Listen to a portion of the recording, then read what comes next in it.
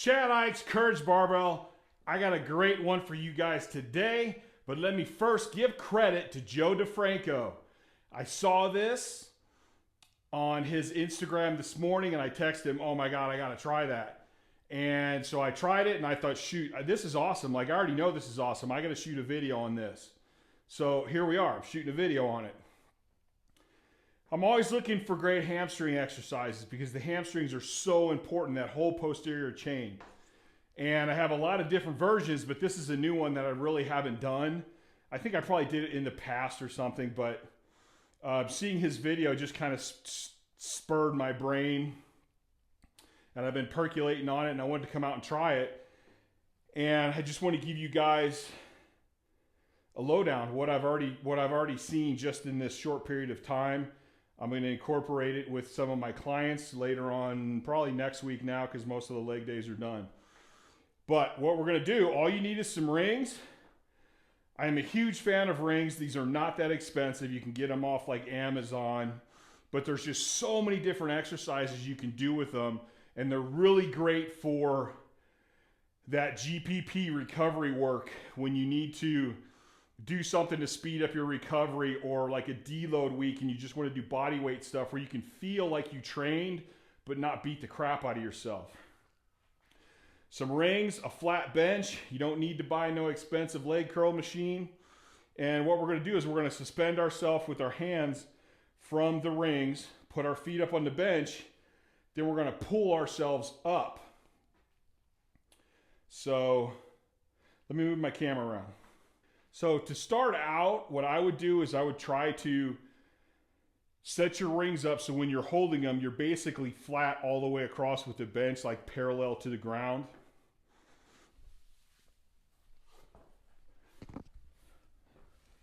So I'm going to lay down here, grab the rings, get my feet up on the bench.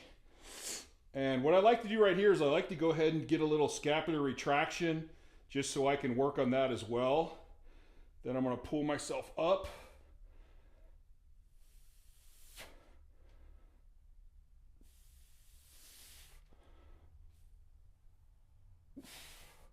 And I'm finding I like it better if you control the movement and don't swing as much. Like really pull up and give it like that split little pause. Let yourself down, pull it up and give a split pause. Now, I was also thinking about, I'm betting this is going to build hamstring strength quick.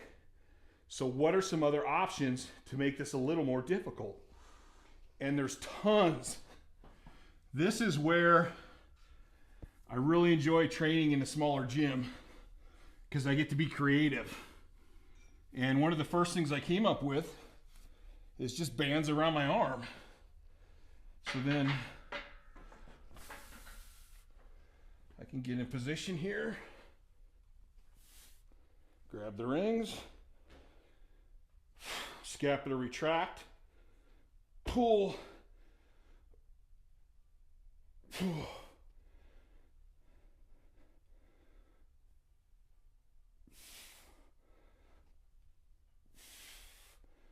you don't want to let your hips fall. I was letting my hips fall a little bit right there.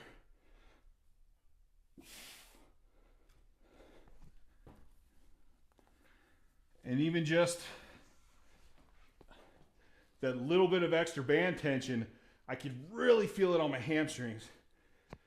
I can already think of multiple ways to hook up the bands. I just looped one on each end of the rack, put it down on my arm.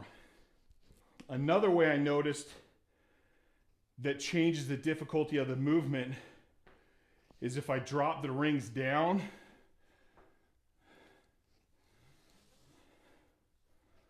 So I'm going to lower my rings.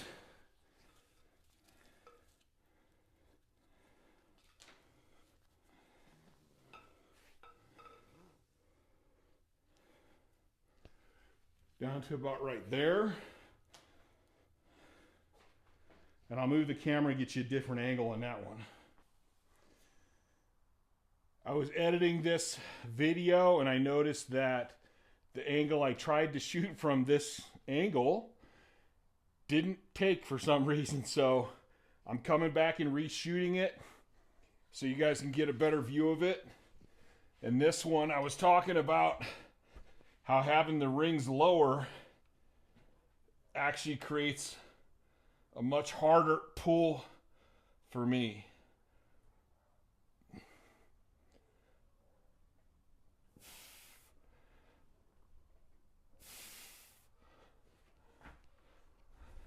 So how I change the rings actually can create more difficulty. Up higher seems to be easier, lower makes it more difficult.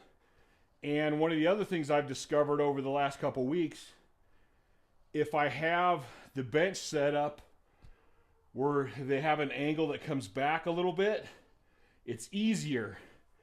If I see my clients are doing it easy, I'll pull this bench further away so that when they hang, they're here and they have to pull harder. That also creates more work in the hamstrings. Okay, how would I add those into my program? To me, that would be like hamstring, supplemental hamstring work. I would do 3 to 4 sets, 8 to 12 reps. And again, play with the height a little bit. I find a little lower makes it a little harder on my hamstrings. A little higher makes it easier. Think about using bands for resistance. Anything that makes it harder for you to pull with those hamstrings is going to create more resistance and more tension. Even if you have a gym or have a leg curl, give these a try. Like, they're actually really good. I'm excited about these and glad to get more information from the man, Joe DeFranco. He's taught me a lot over the years just through reading and getting to talk to him. Yeah, that's it. Another pretty simple exercise. Go ahead and try to remember to lock those shoulders in when you do this and work on that upper back scap retraction while you're working on those hamstrings.